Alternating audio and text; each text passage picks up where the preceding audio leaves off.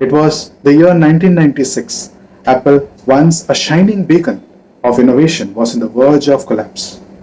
It is in that moment that the company dared to think different. The board of directors knew that something extraordinary was needed. They made a bold decision, a decision rooted not just in strategy but in deep understanding of Apple.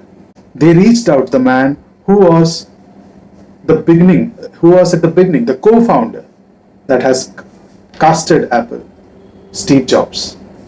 Bringing Steve Jobs back was not a business move, it was a reawakening, a reconnection with the original vision, the original energy that has birthed Apple. And what did Steve Jobs do when he came back? He took immediate, decisive action.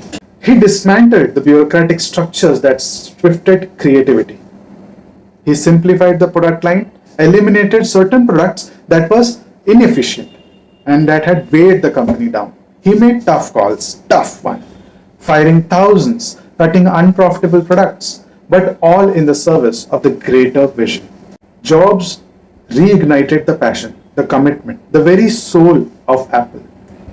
He didn't just save the company, he restored its identity with a sense of purpose.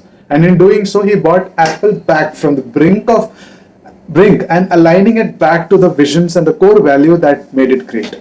Now, the profound lesson that we see in this story is sometimes the path forward is not about finding something new.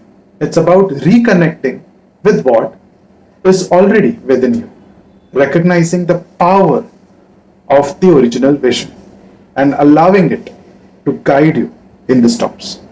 Leadership at its core is standing for what you are. Whether a company, a movement, or your own life, it is you who can transform, not just your circumstances, but the world around you.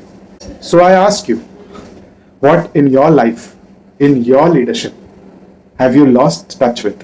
What is the original vision? What is the fundamental principle that you have strayed from? Perhaps now is the time to reconnect, to re-engage, to lead with clarity and the purpose of knowing who you truly are.